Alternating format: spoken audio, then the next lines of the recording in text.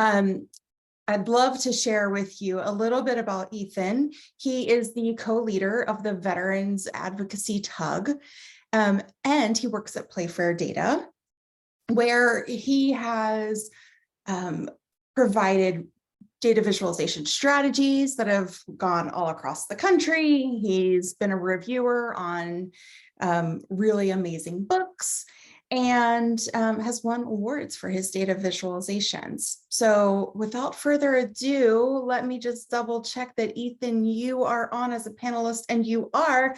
I will turn it over to you.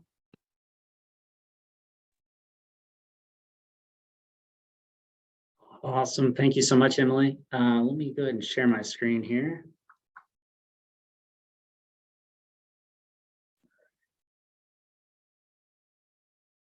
Fantastic. Well, first off, I'd like to start off just saying with some gratitude. One, thank you, Emily and Caesar, for taking the time and putting this together. I know it's a ton of work that you guys do in the background to get something like this kicked off. So thank you so much for doing it. I know the community, I mean, we truly benefit from, festivals and conferences like this. So thank you again.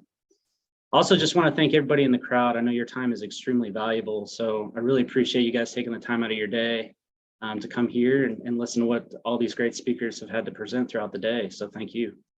And with that said, let me go ahead and jump in. So a little bit about myself really quickly. Like Emily mentioned, I work at Playfair Data. I'm the Associate Director of Analytics Engineering at Playfair. We're consultancy, so we work with businesses all over the world. So a lot of fun. I absolutely love it. I'm also a member of the Tableau Speaker Bureau, and that's just a fancy way to say that I'm on a list that Tableau has. They can call on me to come and speak at conferences or speak to potential clients or Tableau user groups and things like that. And then this last year, I was actually nominated as a Tableau ambassador. So Tableau user group ambassador, really honored to have that and to be a part of that program. Truly, it's a great honor. And hopefully I can, use that to kind of continue to keep elevating the community and helping out other user groups. And then lastly, I'm the co-lead of the Veterans Advocacy Tableau user group.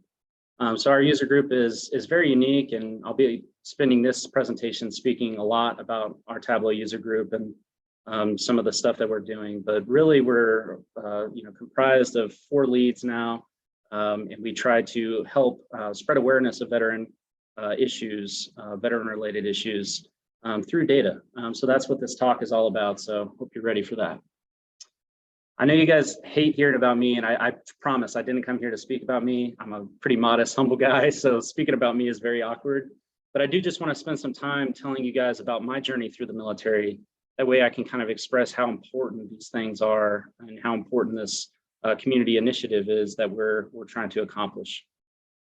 So in late 2009, I joined the military right out of high school. That's me there, young buck without care in the world and not knowing what I wanted to do. So I wanted to travel. I also knew I wanted to be a police officer. At least that's what I thought I wanted to be.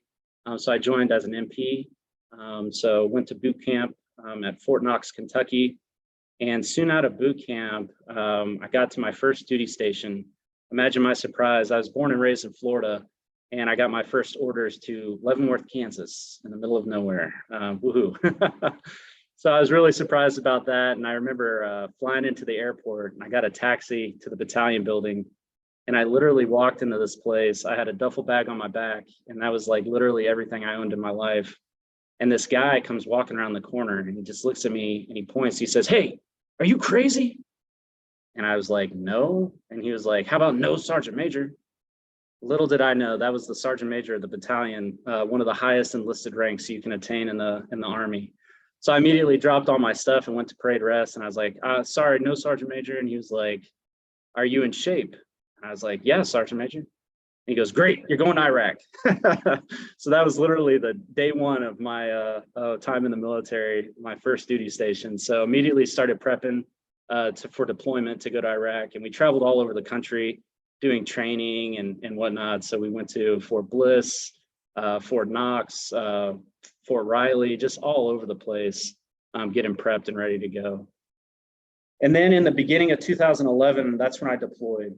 So me and a group of wonderful folks, man, we deployed out to Iraq. I was there a full year. And then we came back in 2012. So overseas, I did a lot of detainee operations. So we worked, we would bring individuals in for questioning and stuff like that. And we would hold them within holding facilities and stuff like that in Iraq. So we came back, and again, I was served up the best papers I've ever seen in my life. You know, everyone's getting their orders to come back from deployment back to the United States. So we're getting all of our orders, and you know, people are going to San Diego and Germany, and little did I know I would come back to Fort Leavenworth, Kansas. So came right back to Fort Leavenworth, and that's where I ended my time in the military. It taught me one thing. First off, I did not want to be a police officer or anything to do with that for the rest of my life. There was a lot of stress involved with that. But then the ultimate decision, this photo right here, that's the last day that I was in uniform. And when I got out, I literally did not know anything, and I did not know what I wanted to do. So it really left me in this awkward position where, you know, I was 25 years old. I had no like formal education and no industry experience. So I started applying everywhere. I applied probably 100 different places. That's not even joking. And just denial after denial, going to these interviews, and people would just come in and, I mean, just like totally just like deny you. So that was really tough.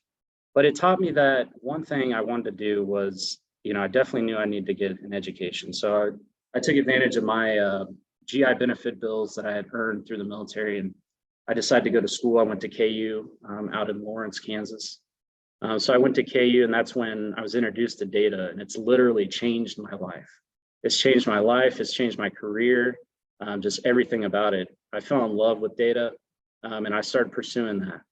So my story has a really happy ending. I found out what I wanted to do. I found something I was truly passionate in, and I knew I wanted to spend the rest of my life working with data and data visualization and statistics.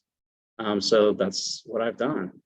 So like I said, my story has a really happy ending. However, there's a lot of veterans out there that don't have as good of an ending as I did. As a matter of fact, there's just tons of veterans out there that are struggling.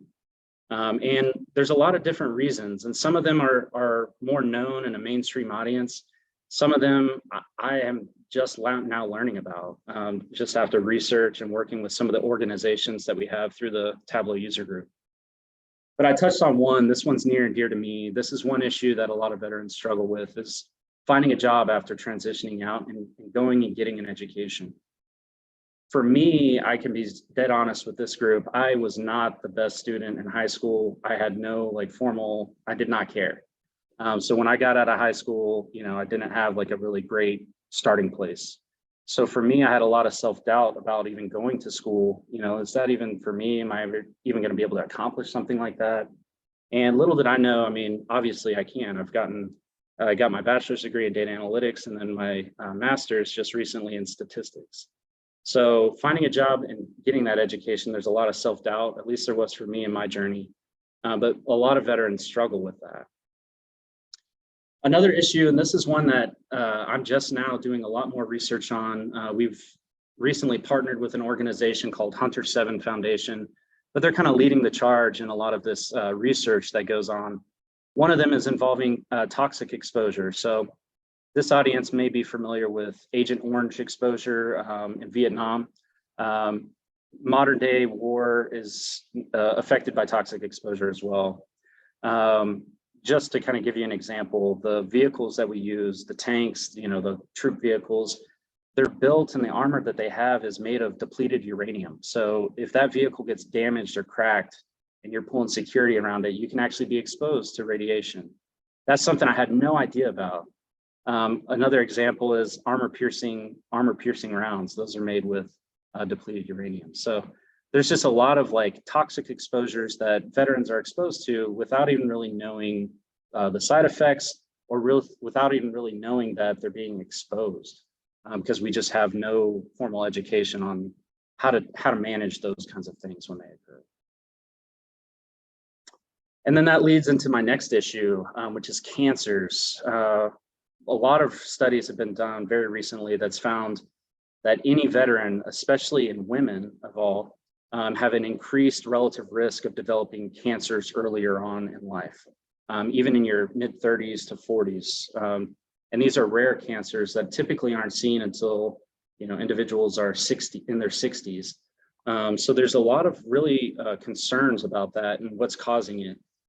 The biggest thing, though, is because it's hard to prove that this cancer is service related, the Veteran Affairs is not covering those kinds of things for a lot of veterans. And there's a lot of legal struggles with that right now. It's starting to make some progress, but if you develop cancer in your 30s and you're trying to pay for your medical bills and go to school or do whatever you're trying to do, it's obviously a struggle for a lot of folks. And then last thing, well, not the last issue for sure by far, but one of the last ones I have here on this slide, homelessness. So homelessness is something that veterans are facing right now all over the country. And they kind of face this for various reasons, right? I mean, it could be any one of these other three reasons, cancer, or medical bills stacking up, not being able to find a job or pursue an education. All of those things can lead to homelessness. So it's something that veterans all over the country struggle with. And then these next statistics, this is something this audience may be a little bit more in tune with, but it's veteran suicide. It's become an absolute, it's distraught. Just the amount of people that are committing suicide that are veterans. It's alarming. So this is the latest study that was done. This is the number of veterans that committed suicide in 2020. So there's 6,176 individuals that lost their life to suicide in 2020. And that actually brought us to 20 consecutive years where we've had over 6,000 veterans commit suicide. So that means for the last 20 years, we've had, again, over 6,000 individuals that have committed suicide each of those years. And that's totaled up to about 125,000 veterans that have lost their life to suicide since 2001. And it's the second leading cause of death in veterans under the age of 45. So those figures are just staggering. But I'll throw one more up here just to kind of bring it all home and to kind of give you guys a relative number to look at. Throughout the entirety of the Iraq and Afghanistan war, we lost about 7,000 soldiers in combat during the Iraq and Afghanistan wars. That means we're almost losing the same number of veterans every year that we did the entirety of both of those wars. So again, it's just a staggering figure, and truly it's sad. So that's where we come in, the Veterans Advocacy Tableau User Group, and we've kind of dedicated, through our own service, we want to make things better. We want to bring awareness to these issues. That's why I'm having this talk. Really, we want to bring awareness. We want everyone to kind of know what's going on so they can understand, why we should help veterans, why they need help to begin with, and some of the struggles that they're facing. So, our group's mission is here to support veterans and active duty personnel, military spouses, and advocates by telling their story through data. When I was introduced to data, the first thing that I realized was the power that data can provoke in an audience. It's easy to just sit here and talk about things or, spit out some harsh statistics and throw some numbers up on the screen. But when you visualize data and you have a story that you can put along with that, it truly does invoke action, whether that be in an organization or just in a society altogether. We also want to use our Tableau user group to provide a place where anyone, veterans and advocates alike, can come in, network, get training, become a mentor or mentee, build their portfolios through the challenges that we host, and I'll touch on that here in a moment. And most of all, just help out our nation's veterans by helping spread awareness of these issues and just getting involved. It goes a long way, truly. Let's see. So I mentioned we host challenges, and this is really where we want to work with different organizations to either bring awareness to what they're doing to help veterans or to focus in on a specific issue that veterans are facing, and then build something, a data visualization that brings awareness to some of the things that veterans are facing. This one is one of our most recent publications. It's the Homeless Heroes Dashboard. This is one that I authored. And with this data, I actually found all this data through the U.S. Department of Urban Housing. So they have all kinds of data on veteran-related homelessness, and just, it's a truly great data source to analyze homelessness, especially throughout the country. It breaks down demographics by age, ethnic group, veteran status. There's data on gender, transgender folks. They capture all that data. They have a really great data set that you guys can use. I focused in on the veteran related issues, obviously, but this one is all homelessness or homeless veterans in the United States. So we authored this one and got it out there. This one actually won Visit the Day. I was super proud of that. And it's created quite a buzz and awareness throughout different groups and organizations. So it's really cool. Another one we published, this one was actually a challenge we hosted. We partnered with an organization, I mentioned them earlier, Hunter 7 Foundation. They're a nonprofit that does cancer research, and they're advocating for veterans in DC to help provide better medical services through the VA when it comes to cancers and stuff like that. So they're trying to prove, some cancers have service-related effects to them, or service-related effects have led to cancer. So that way the Veterans Affairs will cover that stuff. But Hunter 7, they're a great organization. So we were able to partner with them. They gave us a survey that they conducted where they surveyed nurses in the private healthcare industry. Believe it or not, but a lot of veterans prefer to go to the private healthcare industry versus the VA for healthcare related issues. So what they were trying to find out is, are the nurses in a public, the public healthcare system, do they have enough education to provide preventative care? Do they know that, if this veteran was deployed to this area, that may have increased, the rate of cancer or the relative risk of getting cancer if they were. So what they found out is through the survey, and we were able to take it and visualize it for them. But the survey actually showed that healthcare, we surveyed them through just to see how familiar they were with veteran-related issues. And we found that over 43% would rate themselves as unfamiliar with veteran-related issues. But that same group found that they were very comfortable providing thorough assessments and care. So we were able to kind of find out that there's a lack of education when it comes to these veteran-related issues and issues that can arise to cause different, cancers and healthcare risks. So we found that could lead to misdiagnosis or proper preventative care because they just don't know the screenings that veterans should go through when it comes to this stuff. So it was really interesting. Another one we kicked off, this was last year, Project Echelon. They're another nonprofit we partnered with. They're a group of professional cyclists. So they actually have two parts of their business or organization. One part is they're professional cyclists. They participate in these massive cycling events all over the country, all over the world. And then the second part of their business is they take those same athletes that are participating in these events and they partner them with different veterans to mentor them in these kind of that professional athlete mindset.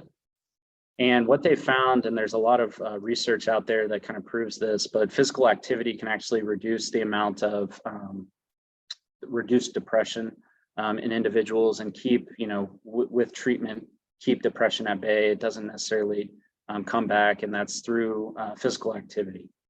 So they've been able to help over 300 vets. They've, distributed just tons of grants and stuff. Thousands of hours of mentoring. It's truly a great group.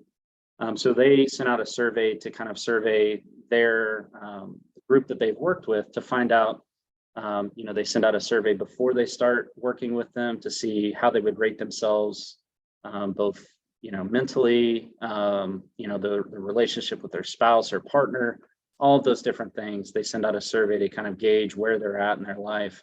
And then they send the same survey after they've worked with them.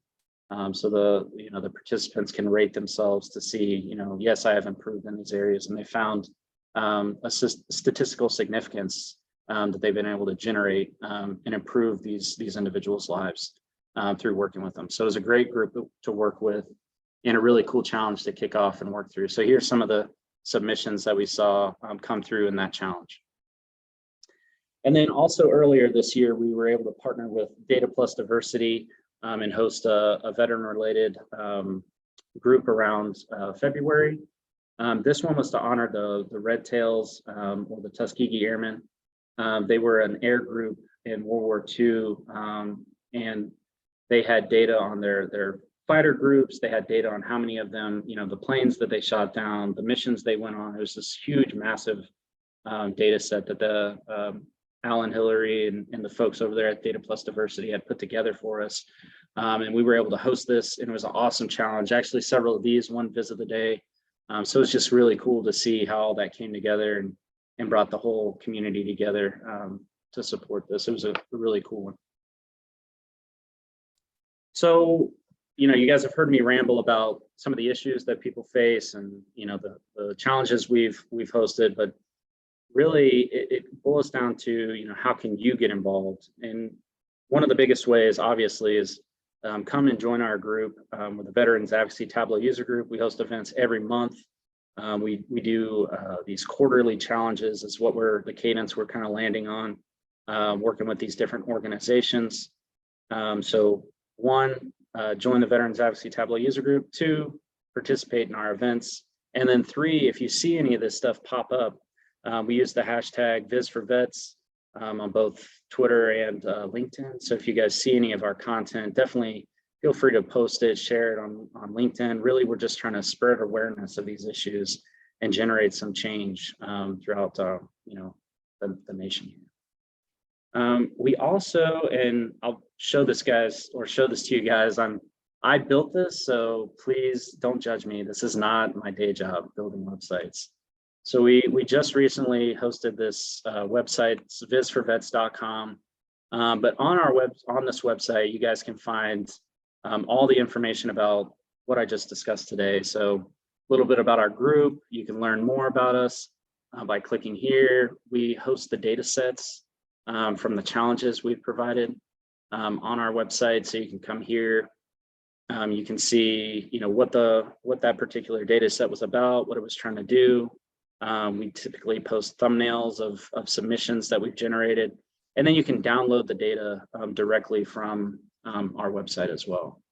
So another great resource. But with that, I'll end there.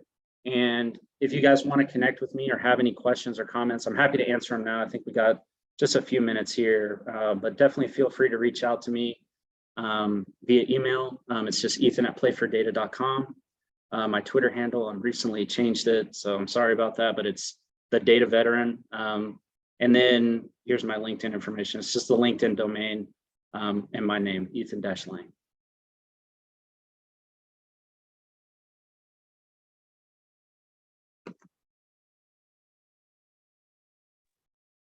Well, Ethan, that was really fantastic. Thank you so much for sharing all of that. I think it opened some people's eyes up. If anybody has any questions for Ethan, please put them in the Q&A. Otherwise, I'll check the chat as well, just to see. Oh yeah, Michelle just, was thanking you, sharing her gratitude for raising awareness for veterans. It was a moving presentation. Oh, thank you guys so much. Yeah, I appreciate that. And thank you for the feedback. Yeah.